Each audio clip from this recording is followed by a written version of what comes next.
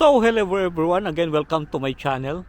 Nandito tayo ngayon sa Kingham Village here in Oxfordshire.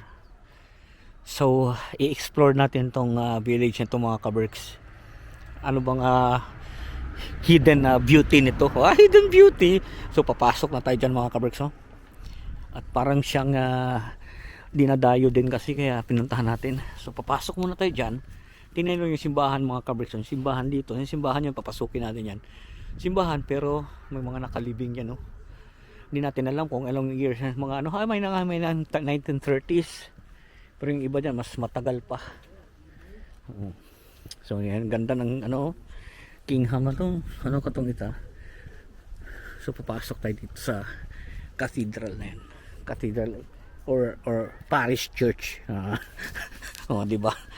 Ganda ng ating ano walking no church. Pasok tayo dyan sa loob. Tingnan natin kung anong meron dyan nasa loob. Ganon tayo siyempre ini-explore nga natin tong lugar diba? Pasok tayo sa simbahan. Nakakatakot siguro ito mga kabrys pag ikaw mag-isa. Tapos yan, oh, ito lang yung ilaw mo. Yan lang yung nag-iisang yan. Oh. Tapos dito ka dadaan. Mga 1909 pala itong dito nakaano . Tapos 2005 mga nakalibing . Hindi naman pala mga 1800s. Mga 1900s naman pala. Mga 1920s, 1907. Grabe. Pero for sure, mayroong mga 1800s dyan. Ito mga bago to kasi mga kita pa. Pero 1924 siya namatay. Grabe. So ibig sabihin 1800 siya nabuhay. Pinanganak. Grabe no. Pasok tayo dito sa loob. Tingnan natin kung ano dito sa loob. May ilaw Ako lang mag-isa. May simba kaya.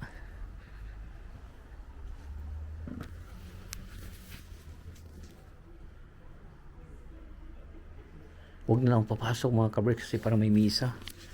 May narinig ako na gano. Tingnan natin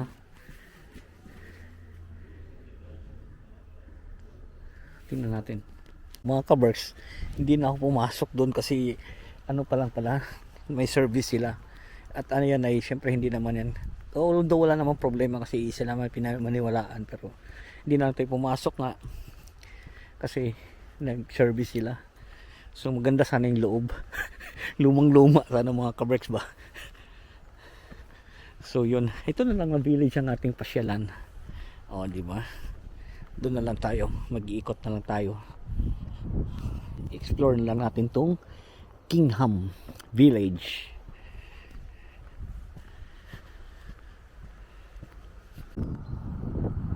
Grabe, ang ganda ng bahay na to. Hotel siguro yan kasi may mag-gate pa. Ang tahimik ng ano na ito mga kabricks. Ang tahimik ng village na to. Ganda ng mga bahay dito.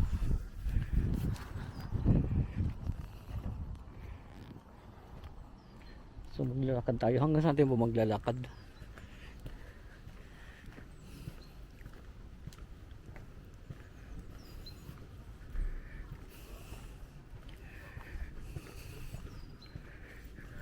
Doon hanggang doon sa kabila tayo maglakad.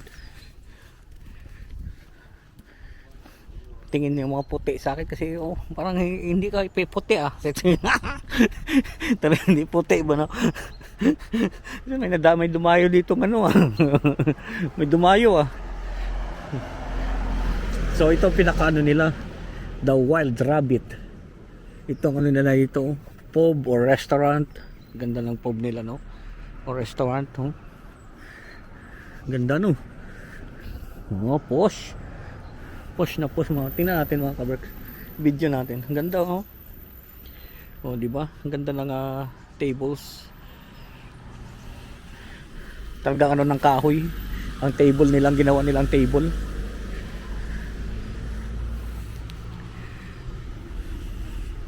So, dito tayo dadaan. Ganda no. Ano kaya itong kasi may mga doon unan. Sito? Airbnb. Ayos Ganda naman ng Airbnb na yan. Oo nga, Airbnb kasi may mga ano, may mga ito, may nagpapalit na ng tawag dito. Palit na ng siguro nag-iba na yung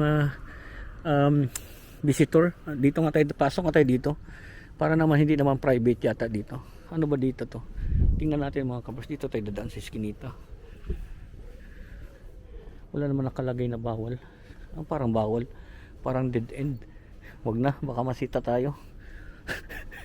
Kung ano to pinapapasukan natin ba? Mamaya pagka may daan sa kabila, dyan tayo mag shortcut. Pero for the meantime, dito muna tayo dadaan.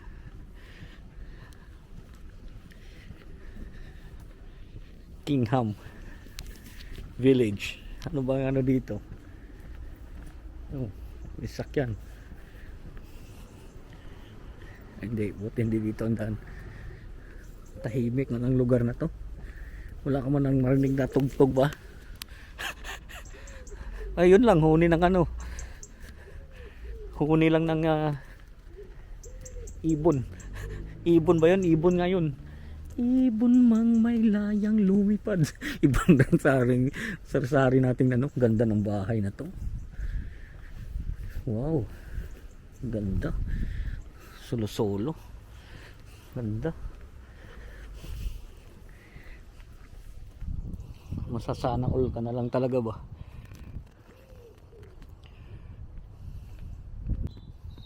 Ano yung bahay na to? Bagong bago. Sa pagpapatuloy ng ating pamamasyal dito sa Kingham Village here in Oxfordshire. Ganda ng bahay.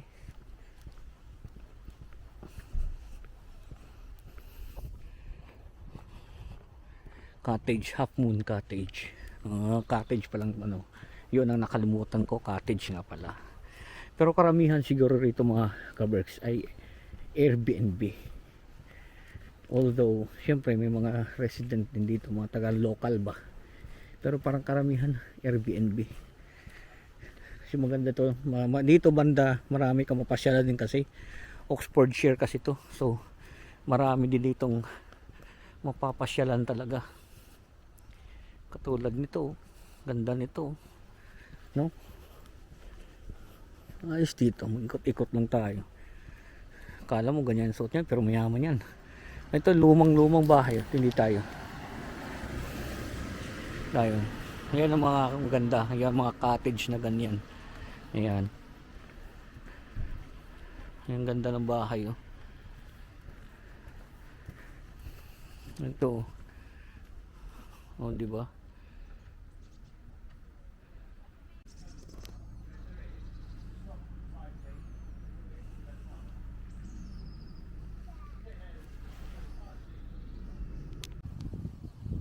Ganda, oh. Ganda ng bahay, no? Tahimik dito, ha? Sa pagpatuloy ng ating paglalakad. Ang tahimik dito.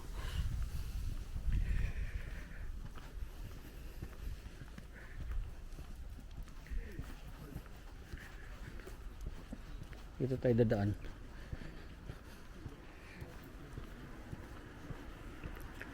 Tahimik dito mga kaberks. Ang tahimik.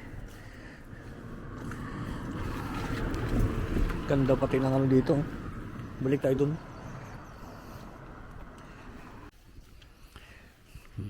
Sa pagpapatuloy ng ating paglalakad. Pag-explore nitong Kingham Village. Ano ba dito? Planning proposal. Wala na yata ito mga kabers, oh. May planning proposal na nakalagay, so baka wala na nakatira dyan. Or ito yung planning ba? Baka ito kasama. So pagka nirenovate na siya, nirenovate, wala lang may-ari. Kung ano pinagsasabi ko ba.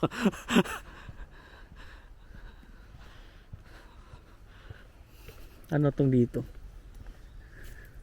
Tamo, Peters of Burford, established. Kontraktor pala yon. Sana all kontraktor. 1870. Oh, ganda ng ano niya. Oh. Ito bago. Oh. Ginagawa. Bago.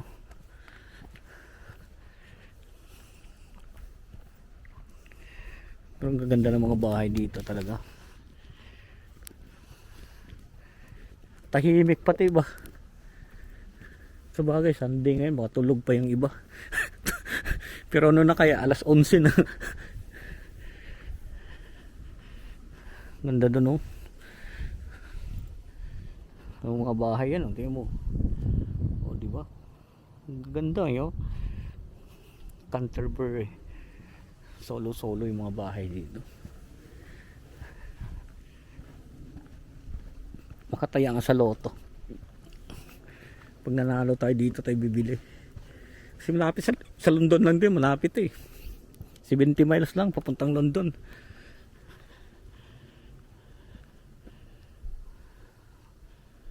Tulad yan, oh. Di ba? Solo-solo, lalaki. Kilala rin to kung mga kabers itong Kingham na to. Kingham Village.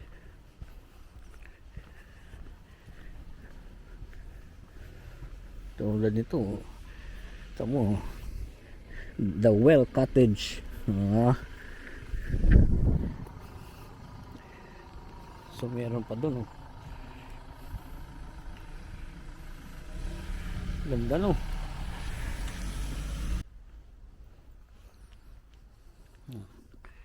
Sa pagpatuloy natin mamamasyal.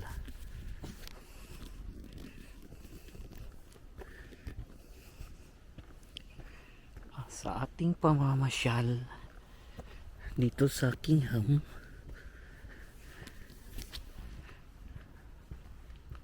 isang umagang napakaganda, buti hindi maulan. Village Hall Car Park. So ito yung Village Hall nila. Ayan ang Village Hall. Cute, ano, liit lang. Tingnan natin, pasukin natin. Ito ang Village Hall nila. Ano to? Pininturahan na lang nila. Kung mas maganda tong ganito, yung walang pintura. Yan ang Village Hall pala. Sarado naman. Kasi syempre Sunday eh.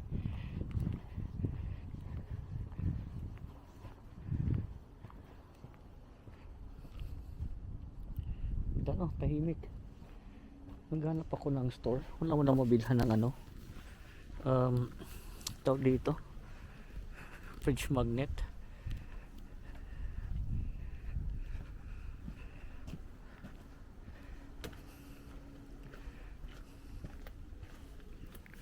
Naman tayo mabilhan may fridge magnet.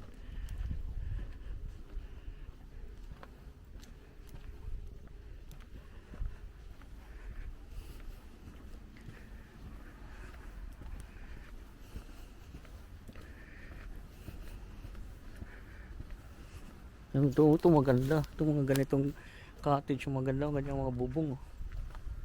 Yung mga magaganda ba? Wow. May nakatira kaya. Ito ang ganda niyan, oh. Mga ganyan. Para sa movie ka lang ba?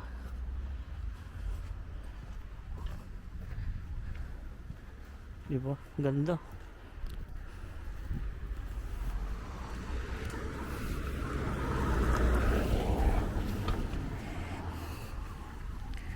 Tingnan natin dito sa side na to kung ano, hindi naman siya makita. Pero ang ganda yun, oh.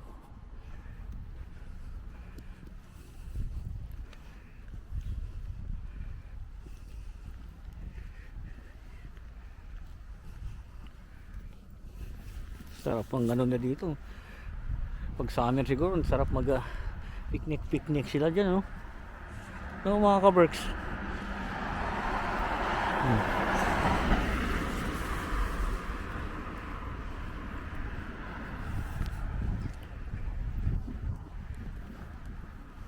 Yun, may daan yata dyan.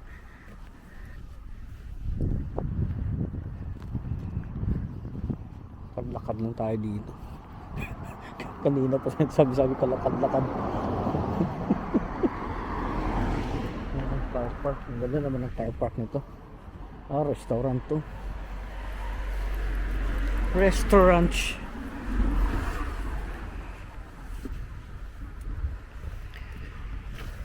So dito tayo sa kabila. Parang di tayo against the light.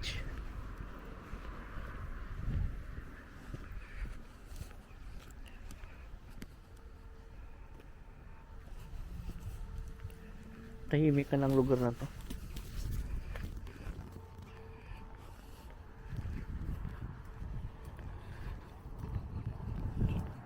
So hindi na ako makapagsalita mga kabroks at ano na ako na-amaze na lang tayo sa ating napapasyalan. Nakaka-amaze ba? No? Dati sa mga movie mo lang to nakikita. Ngayon pa lang gagawin ko pag napasyal pala kami sa London. Tapos may nadaanan kaming village. Titigil ako saglit at i-video ko. Katulad kanina, ilang village yung dinaanan namin. Kailang diretso yung aming lakad. So dapat ganun pala. Tigil ka tapos i-video mo. Ikot mo lang naman, di ka naman nabuti ng isang oras maglakad-lakad ba para ma-explore mo yung mga villages dito sa UK. Kasi dito lang ang marami yan sa may mga Oxfordshire, Gloucestershire, Warwickshire. Kasi pag doon sa may amin na ba na Manchester, wala na. Pero mga bago na yung matataas na, high rise na nga yung iba doon, lalo na sa city center. High rise na, hindi katulad dito, ang gaganda yun. Tapos ano naman, pag doon ka naman sa Birmingham ay wala na, parang wala ka sa England. Hindi naman sa pagkaano, lalo na doon sa may shopping mall, mayroong retail park doon na parang wala ka talaga sa England mga kabreks. Sus, hindi sa pagkano ng ano dyan sa Birmingham yung binibilang kong Nike, parang wala ka sa England. Parang ka nasa nasa bata ba? Ganon. So yun, at least dito parang ka nasa England kasi ito talaga mga bahay na sinauna, mga typical pa na bahay nila. Di ba? Ayun.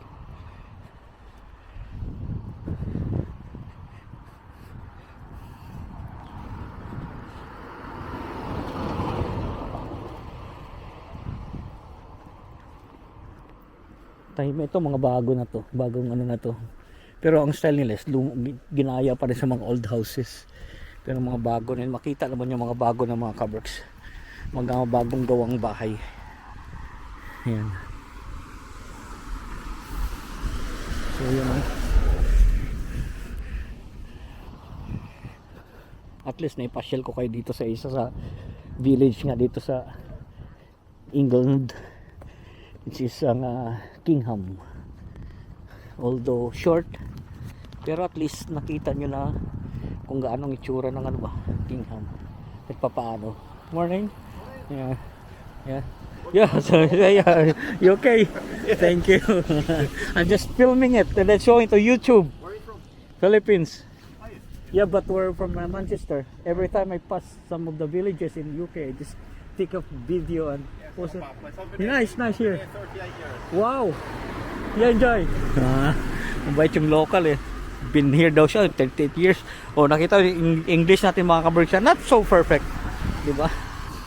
He's been here for 38 years. Oh my God, that was like 20 ano na ngayon, 38, so mga 1995. Ito Kingham Village ay sarado naman. Open. Bibili ako ng tingin tayo ng magnet mga kabreks, kasi at least di ba na-explore natin. Tingnan natin, pasok tayo sa loob. Ganda tingnan natin. So pumasok tayo mga kabreks dyan sa Wiggly Store, kaso lang wala silang fridge magnet, so lumabas na lang tayo. Ayan, pabalik na tayo sa sasakyan. So napakagandang village nito. Again, nag-ikot-ikot lang tayo, just explore yung isa sa village nga rito sa UK. So hindi naman siya ganun ka lakarin. Ang importante nakita natin, di ba? At meron tayong nakausap na he's been here for 38 long years. Ito mga bago na Airbnb na siguro to. And Oxfordshire sa mga kabers, Oxford County. Yan. Ganda. Ganda dito.